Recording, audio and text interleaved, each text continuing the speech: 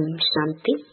5 जनवरी 2026 बाबा के महावाक्य। मीठे बच्चे, बाप की श्रीमत से तुम मनुष्य से देवता बनते हो। गीता का ज्ञान और राजयोग तुम्हें संपूर्ण पावन बना देता है। प्रश्न: सतयुग में हर चीज अच्छे से अच्छी सतो प्रधान होती है, क्यों? उत्तर: क्योंकि वहाँ मनुष्य सतो प्रधान है। जब मनुष्य अच्छे हैं तो सामग्री भी अच्छी है, और मनुष्य बुरे हैं तो सामग्री भी नुकसान कारक है। सतो प्रधान सृष्टि में कोई भी वस्तु अप्राप्त नहीं है, कुछ भी कहीं से मंगाना नहीं पड़ता। ओम शांति। बाबा इस शरीर द्वारा समझाते हैं। इनको जीव कहा जाता, इनमें आत्मा भी है, और तुम बच्चे जानते हो परमपिता परमात्मा भी इनमें है। यह तो पहले पहले पक्का होना चाहिए, इसलिए इनको दादा भी कहते हैं। यह तो बच्चों को निश्चय है, इस निश्चय में ही रमण करना है। बरोबर बाबा ने जिसमें पधरामणी की है वह अवतार लिया है। उनके लिए बाप खुद कहते हैं, मैं इनके बहुत जन्मों के अंत के भी अंत में आता हूँ। बच्चों को समझाया गया है, यह है सर्व शास्त्र शिरोमणि गीता का ज्ञान। श्रीमत अर्थात श्रेष्ठ मत। श्रेष्ठ ते श्रेष्ठ मत है ऊंच ते ऊंच भगवान की, जिसकी श्रीमत से तुम मनुष्य से देवता बनते हो। तुम भ्रष्ट मनुष्य से श्रेष्ठ देवता बनते हो। तुम आते ही इसलिए हो। बाप भी खुद कहते हैं, मैं आता हूँ तुमको श्रेष्ठाचारी निर्विकारी मत वाले देवी देवता बनाने। मनुष्य से देवता बनने का अर्थ भी समझना है। विकारी मनुष्य से निर्विकारी देवता बनाने आते हैं। सतयुग में मनुष्य रहते हैं परंतु दैवी गुणों वाले। अभी कलयुग में है आसुरी गुणों वाले। है सारी मनुष्य सृष्टि परंतु वह है ईश्वरीय बुद्धि, यह है आसुरी बुद्धि। वहाँ ज्ञान, यहाँ भक्ति। ज्ञान और भक्ति अलग अलग है ना। भक्ति की पुस्तक कितनी और ज्ञान की पुस्तक कितनी है। ज्ञान का सागर बाप है, उनका पुस्तक भी तो एक ही होना चाहिए। जो भी धर्म स्थापन करते हैं उनका पुस्तक एक होना चाहिए। उनको रिलीजियस बुक कहा जाता है। पहला रिलीजियस बुक है गीता, श्रीमद् भगवत गीता। यह भी बच्चे जानते हैं, पहला आदि सनातन देवी देवता धर्म है, न कि हिंदू धर्म। मनुष्य समझते हैं गीता से हिंदू धर्म स्थापन हुआ, और गीता गाई है श्री कृष्ण ने। कोई से पूछो तो कहेंगे परंपरा से यह श्री कृष्ण ने गाई है। कोई शास्त्र में शिव भगवानुवाच है नहीं। श्रीमद् श्री कृष्ण भगवानुवाच लिख दिया है। जो गीता पढ़े होंगे उनको सहज समझ में आएगा। अभी तुम समझते हो इसी गीता ज्ञान से मनुष्य से देवता बनी है। जो अभी बाप तुमको दे रहे हैं, राजयोग सिखा रहे हैं, पवित्रता भी सिखा रहे हैं। काम महाशत्रु है, इस द्वारा ही तुमने हार खाई है। अब फिर उन पर जीत पाने से तुम जगत जीत अर्थात विश्व का मालिक बन जाते हो। यह तो बहुत सहज है। बेहद का बाप बैठ इनके द्वारा तुमको पढ़ाते हैं। वह है सभी आत्माओं का बाप। यह फिर है बेहद का बाप मनुष्यों का।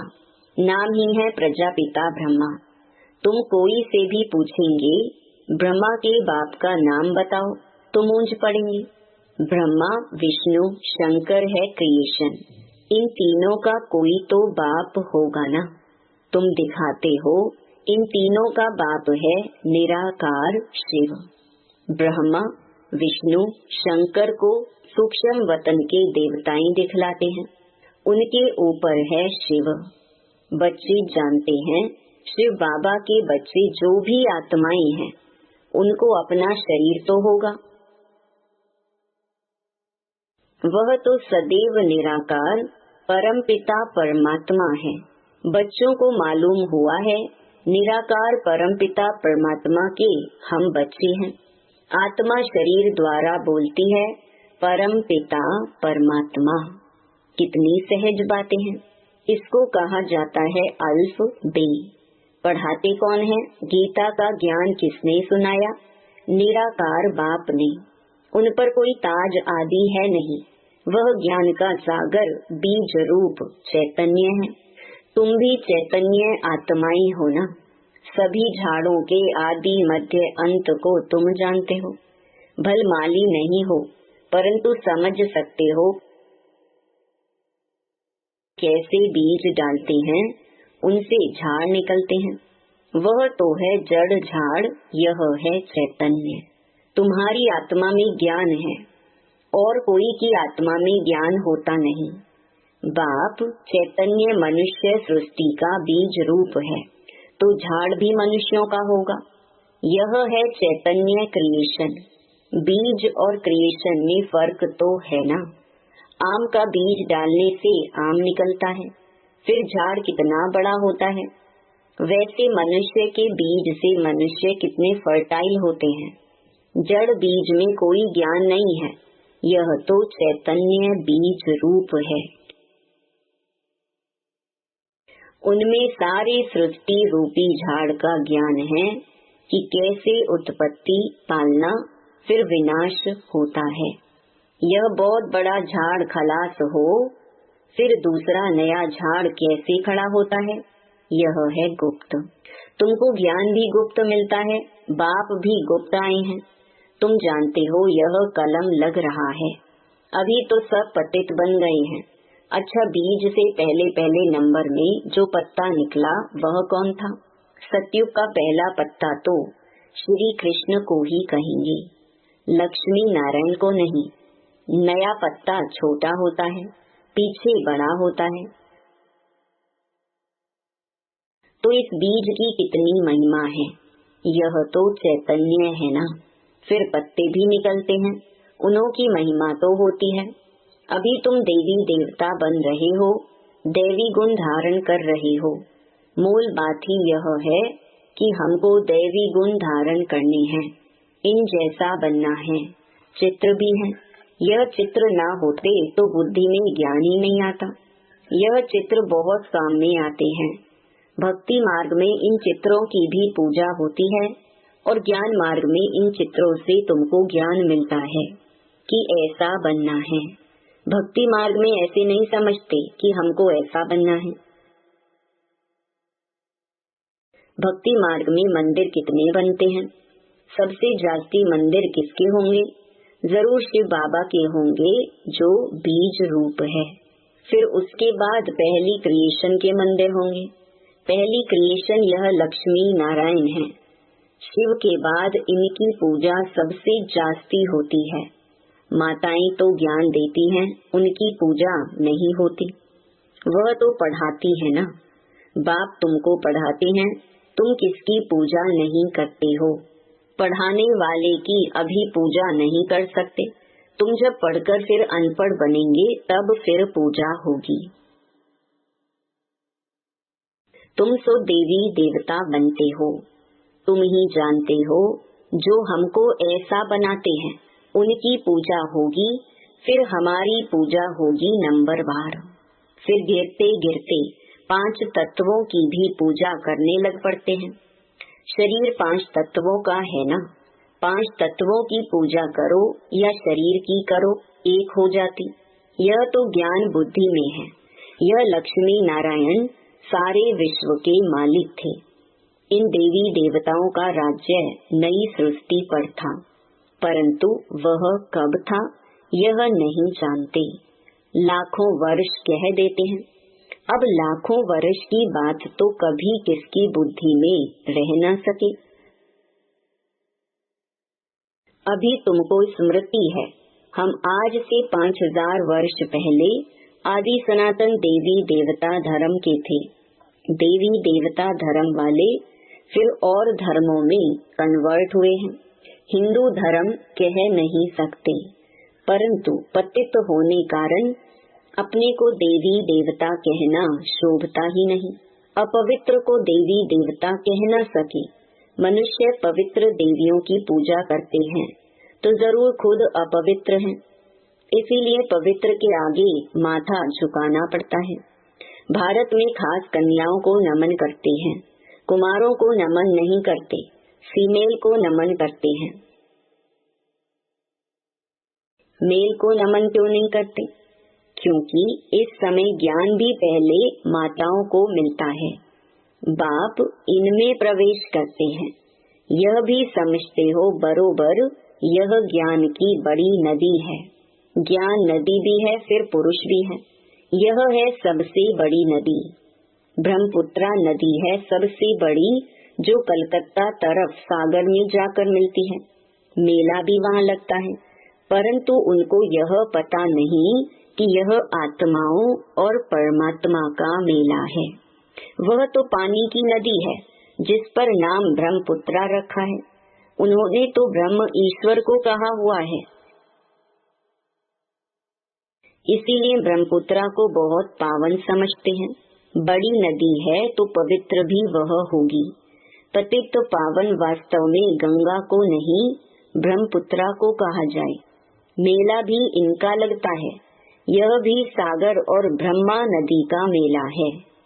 ब्रह्मा द्वारा एडॉप्शन कैसे होती है, यह गुह्य बातें समझने की हैं, जो प्रायलोप हो जाती हैं।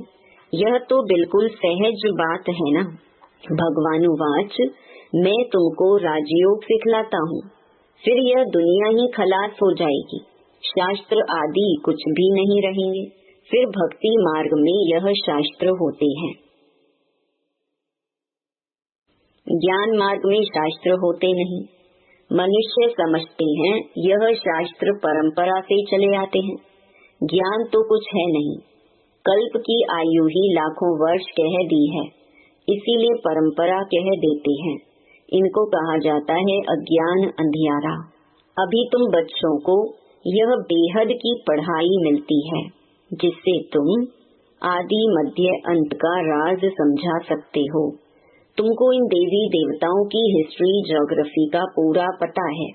यह पवित्र प्रवृत्ति मार्ग वाले पूज्य थे, अभी पुजारी पतित बने हैं। सतयुग में है पवित्र प्रवृत्ति मार्ग, यहाँ कलयुग में अपवित्र प्रवृत्ति मार्ग है। फिर बाद में निवृत्ति मार्ग होता है, वह भी ड्रामा में है। उसको संन्यास धर्म कहा जाता है। घर बार का संन्यास कर जंगल में चले जाते हैं, वह है हद का संन्यास। रहते तो इसी पुरानी दुनिया में ही है ना। अभी तुम समझते हो हम संगम युग पर हैं, फिर नई दुनिया में जाएंगे। तुमको तिथि तारीख सेकंड सहित सब मालूम है। वह लोग तो कल्प की आयु ही लाखों वर्ष कह देते हैं, इनका पूरा हिसाब निकाल सकते हैं। लाखों वर्ष की तो बात कोई याद भी ना कर सके। अभी तुम समझते हो बाप क्या है, कैसे आते हैं, क्या कर्तव्य करते हैं। तुम सबके ऑक्यूपेशन को, जन्म पत्री को जानते हो। बाकी झाड़ के पत्ते तो ढेर होते हैं, वह गिनती थोड़ी कर सकते हैं। इस बेहद सृष्टि रूपी झाड़ के कितने पत्ते हैं? 5000 वर्ष में इतने करोड़ हैं, तो लाखों वर्ष में कितने अनगिनत मनुष्य हो जाएं। भक्ति मार्ग में दिखाते हैं, लिखा हुआ है सतयुग इतने वर्ष का है, त्रेता इतने वर्ष का है, द्वापर इतने वर्ष का है। तो बाप बैठ तुम बच्चों को यह सब राज समझाते हैं। आम का बीज देखने से आम का झाड़ सामने आएगा ना। अभी मनुष्य सृष्टि का बीज रूप तुम्हारे सामने है। तुमको बैठ झाड़ का राज समझाते हैं, क्योंकि चैतन्य है। बताते हैं हमारा यह उल्टा झाड़ है। तुम समझा सकते हो जो भी इस दुनिया में है, जड़ व चैतन्य हूबहू रिपीट करेंगे। अभी कितना वृद्धि को पाते रहते हैं। सतयुग में इतना हो नहीं सकता। कहते हैं फलानी चीज ऑस्ट्रेलिया से, जापान से आई। सतयुग में ऑस्ट्रेलिया, जापान आदि थोड़े ही थे। ड्रामा अनुसार वहाँ की चीज यहाँ आती है। पहले अमेरिका से गेहूं आदि आते थे। सतयुग में कहाँ से आएंगे थोड़े ही। वहाँ तो है ही एक धर्म, सब चीजें भरपूर रहती हैं। यहाँ धर्म वृद्धि को पाते रहते हैं तो उनके साथ सब चीजें कम होती जाती हैं। सतयुग में कहाँ से मंगाते नहीं हैं। अभी तो देखो कहाँ कहाँ से मंगाते हैं। मनुष्य पीछे वृद्धि को पाते गए हैं। सतयुग में तो अप्राप्त कोई वस्तु होती नहीं। वहाँ की हर चीज सतो प्रधान बहुत अच्छी होती है। मनुष्य ही सतो प्रधान है। मनुष्य अच्छे हैं तो सामग्री भी अच्छी है। मनुष्य बुरे हैं तो सामग्री भी नुकसानकारक है। साइंस की मुख्य चीज है एटॉमिक बॉम्ब्स, जिससे इतना सारा विनाश होता है। कैसे बनाते होंगे? बनाने वाली आत्मा में पहले से ही ड्रामा अनुसार ज्ञान होगा। जब समय आता है तब उनमें वह ज्ञान आता है। जिसमें सेंस होगी वही काम करेंगे और दूसरे को सिखलाएंगे। कल्प कल्प जो पार्ट बजाया है वही बजता रहता है। अभी तुम कितने नॉलेजफुल बनते हो, इनसे जास्ती नॉलेज होती नहीं। तुम इस नॉलेज से देवता बन जाते हो। इससे ऊंच कोई नॉलेज है नहीं। वह है माया की नॉलेज जिससे विनाश होता है। वह लोग साइंटिस्ट मून में जाते हैं, खोजते हैं। तुम्हारे लिए कोई नई बात नहीं। यह सब माया का पॉम्प है। बहुत शो करते हैं, अति डीपनेस में जाते हैं, बहुत बुद्धि को लड़ाते हैं, कुछ कमाल कर दिखावे। बहुत कमाल करने से फिर नुकसान हो जाता है। क्या क्या बनाते रहते हैं। बनाने वाले जानते हैं इनसे यह विनाश होगा। अच्छा, मीठे मीठे सिकिलधे बच्चों प्रति मात पिता बाप दादा का याद प्यार और गुड मॉर्निंग। रूहानी बाप की रूहानी बच्चों को नमस्ते। धारणा के लिए मुख्य सार। पहला, गुप्त ज्ञान का सिमरन कर हर्षित रहना है। देवताओं के चित्रों को सामने देखते उन्हें नमन वंदन करने के बजाय उन जैसा बनने के लिए दैवी गुण धारण करने हैं। दूसरा, सृष्टि के बीज रूप बाप और उनकी चैतन्य क्रिएशन को समझ नॉलेजफुल बनना है। इस नॉलेज से बढ़कर और कोई नॉलेज नहीं हो सकती। इसी नशे में रहना है। वरदान, एक बाप दूसरा न कोई।